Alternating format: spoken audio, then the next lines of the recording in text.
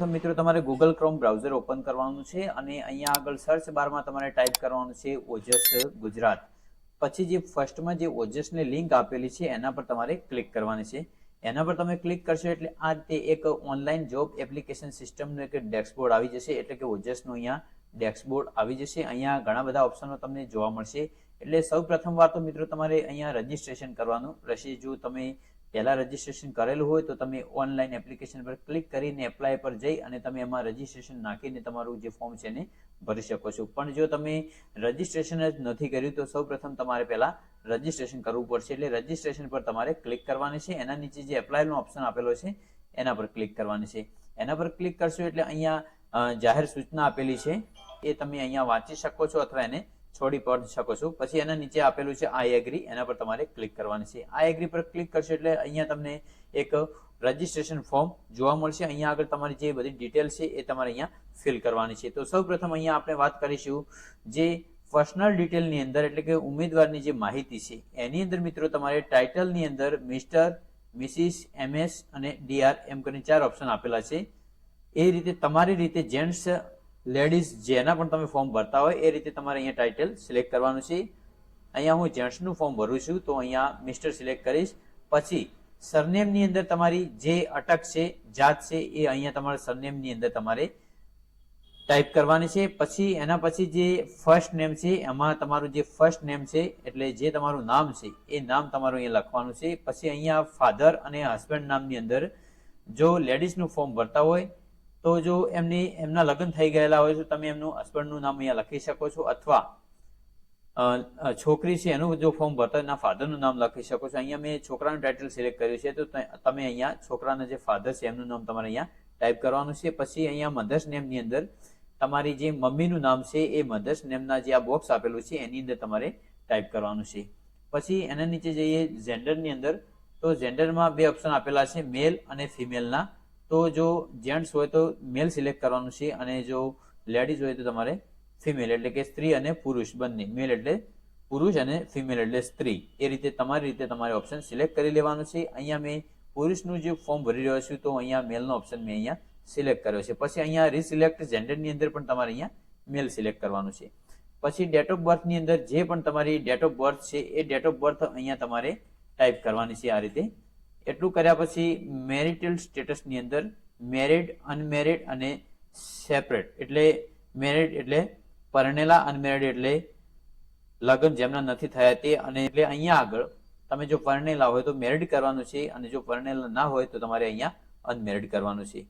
તો અહીંયા આગળ મેં આજે જેમનું ફોર્મ ભરી રહ્યો છે એ એમના લગ્ન થઈ ચૂકેલા છે તો અહીંયા હું મેરિડનો ઓપ્શન સિલેક્ટ કરીશ.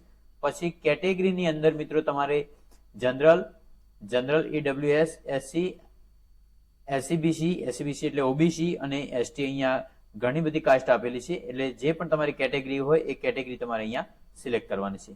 કેટેગરી સિલેક્ટ કર્યા પછી મિત્રો એની નીચે બીજા ઓપ્શન આપેલા છે કાસ્ટ સર્ટિફિકેટ. કાસ્ટ સર્ટિફિકેટ એટલે જે તમારા જાતિનો જે દાખલો છે જે મામલતદારની અંદર તમને મળે છે એ જાતિનો દાખલાનો જે નંબર છે એ નંબર તમારે આ કાસ્ટ સર્ટિફિકેટનું જે બોક્સ આપેલું છે એની નીચે અહીંયા તમારે ટાઈપ કરવાનું છે. પછી બીજો ઓપ્શનમાં છે કાસ્ટ સર્ટિફિકેટ ડેટ. જે પણ તારીખમાં તમે આ જે જાતિનો દાખલો એટલે કે કાસ્ટ સર્ટિફિકેટ બનાવ્યું હતું એ તારીખ અહીંયા તમારે ટાઈપ કરવાની છે.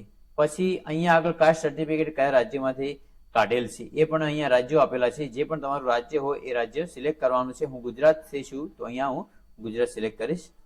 પછી નોન ક્રિમિલિયર સર્ટિફિકેટ એટલે જે તમારું ક્રિમિલિયર સર્ટિફિકેટ છે એ ક્રિમિલિયર સર્ટિફિકેટ નંબર તમારે અહીંયા લખવાનો છે. પછી અહીંયા આગળ ક્રિમિલિયર સર્ટિફિકેટ ડેટ, જે પણ તારીખની અંદર તમે ક્રિમિલિયર સર્ટિફિકેટ બનાવ્યું છે એની અહીંયા તારીખ લખવાની છે. પછી પ્રમાણપત્ર આપનાર સત્તાધિકારી અહીંયાથી તમારે સિલેક્ટ કરવાનું છે. મામલતદારે આપ્યું છે, ટીડીઓએ આપ્યું છે કે ડિસ્ટ્રિક્ટ ડાયરેક્ટર અને ડિસ્ટ્રિક્ટ સોશિયલ વેલફેર ઓફિસર, અહીંયાથી જે પણ ઓપ્શન હોય તમારે સિલેક્ટ કરવાનું છે.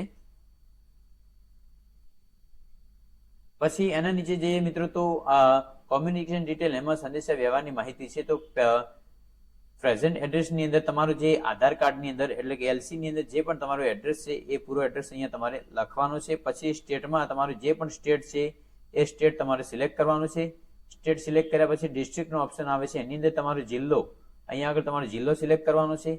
પછી મિત્રો અહીંયા તાલુકો છે તો તમારો જે પણ તાલુકો હોય એ તાલુકો તમારે અહીંયા સિલેક્ટ કરવાનો છે.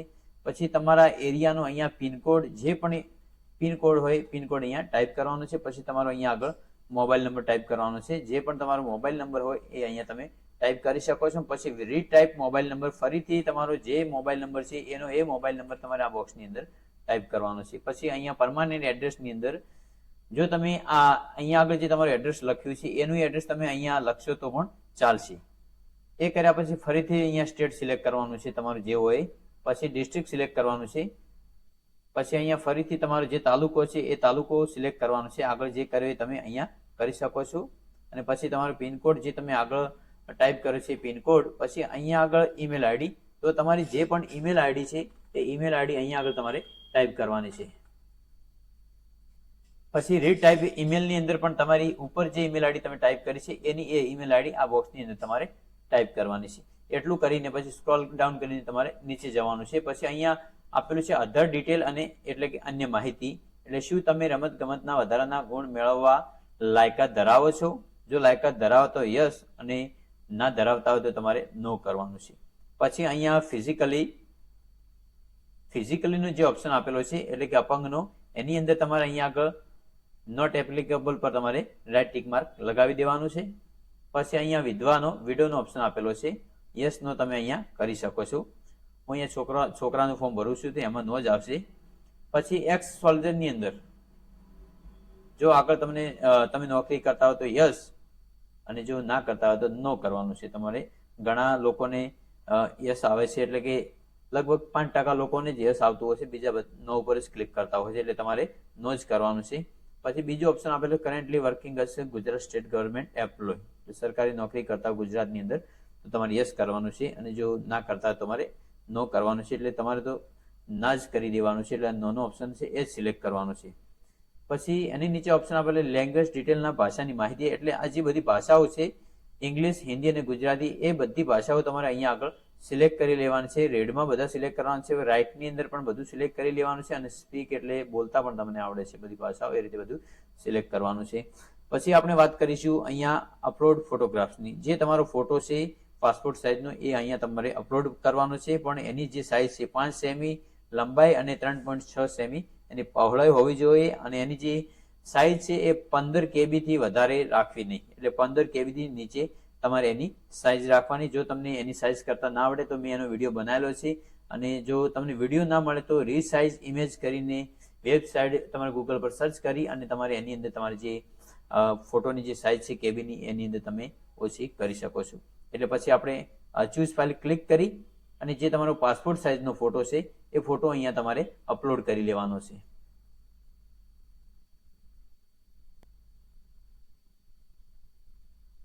ફોટો અપલોડ કર્યા પછી મિત્રો એની નીચે જવાનું છે તમારે અપલોડ સાઇન, એટલે કે સિગ્નેચર. અહીંયા આગળ તમારે જે તમારી સિગ્નેચર છે એ અહીંયા આગળ તમારે અપલોડ કરવાની છે. એની સાઇઝ અહીંયા આપેલી છે અને એની પણ 15 KB ની સાઇઝ છે. અહીંયા એનાથી વધારે તમારે રાખવી નહીં તો અપલોડ થશે નહીં, કોઈ પણ એરર અહીંયા શો થઈ જશે. એટલે પછી તમારે અહીંયા ચૂઝ ફાઇલ પર ક્લિક કરી અને જે તમારી સાઇન છે એ સાઇન તમારે અહીંયા અપલોડ કરી અને અપલોડ પર ક્લિક કરવાની છે, એટલે તમારી સાઇન અહીંયા આવી જશે. પછી અહીંયા ડિક્લેરેશનની અંદર અહીંયા હું ખાતરીપૂર્વક જાણું છું કે ઉપર જણાવેલ વિગતો મારી જાણ મુજબ સાચી છે, એટલે એ બધી ડિટેલ તમે અહીંયા વાંચી શકો છો અથવા છોડી પણ શકો છો. પછી યસ ઉપર ક્લિક કરવાની છે.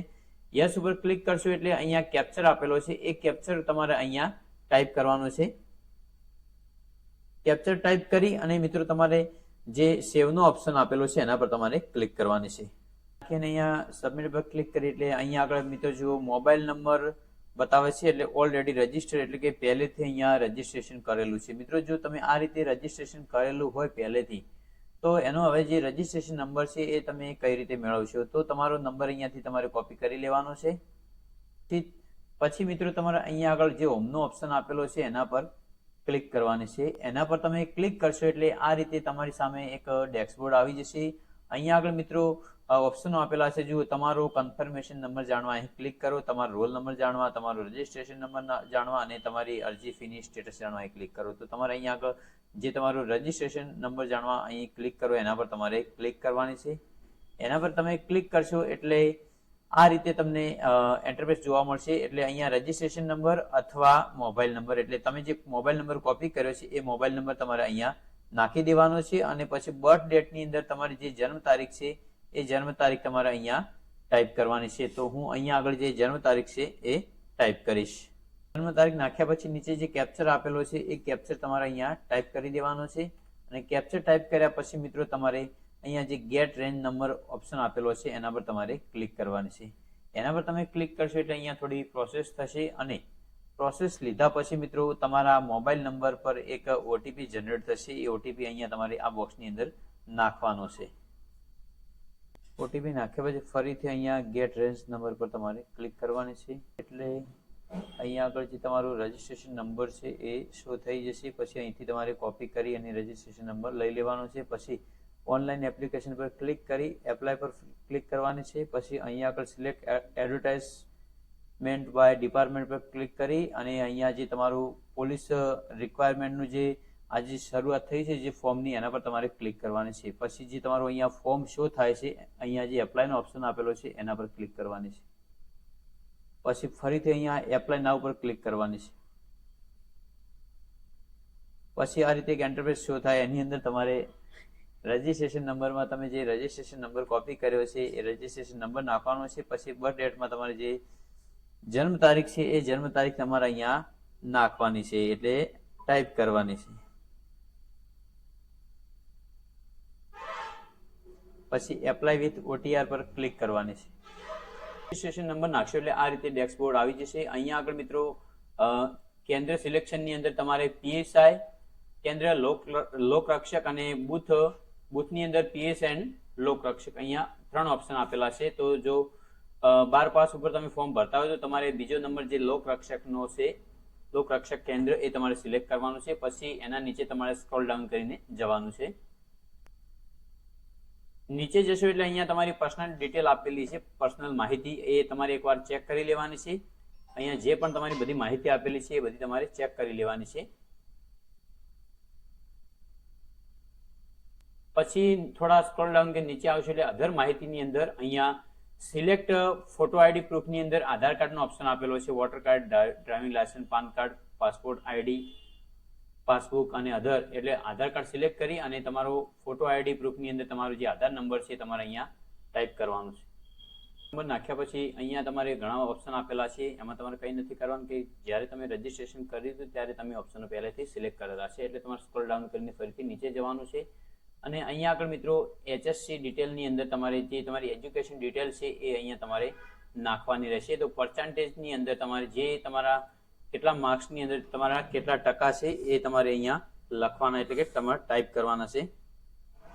અહીંયા આગળ HSC ની ડિટેલ ફિલ કર્યા પછી તમારે સ્ક્રોલ ડાઉન કરીને નીચે જવાનું છે. પછી આ ડિક્લેરેશન ફોર્મની અંદર તમારે યસ નો ના 2 ઓપ્શન આપેલા છે, એટલે યસ પર ક્લિક કરી અને તમારે સેવ પર ક્લિક કરી દેવાની છે. સેવ પર તમે ક્લિક કરશો એટલે અહીંયા આગળ જે તમારી અરજી છે એ અહીંયા ઓનલાઈન થઈ જશે. પછી તમારો જે અરજી નંબર છે અહીંયા આવી જશે આ રીતે, એટલે એને તમારે કોપી કરી લેવાનો છે. પછી આ જે અરજી કરી છે એને તમારે કન્ફર્મ કરવાની છે. એટલે પહેલા તમારે ઓનલાઈન એપ્લિકેશન પર ક્લિક કરી અને કન્ફર્મ પર તમારે ક્લિક કરવાની છે. કન્ફર્મ પર ક્લિક કરશો એટલે અહીંયા એપ્લિકેશન નંબર છે એ તમારે અહીંયા નાખવાનો છે. પછી અહીંયા બર્થ ડેટ આપેલી છે એ તમારી બર્થ ડેટ છે એ અહીંયા તમારે નાખવાની છે. પછી કેપ્ચર અહીંયા તમારે ટાઈપ કરી લેવાનો છે. પછી ઓકે પર ક્લિક કરવાની છે. ક્લિક કરશો એટલે અહીંયા આગળ તમારી જે ડિટેલ છે એ શો થઈ જશે.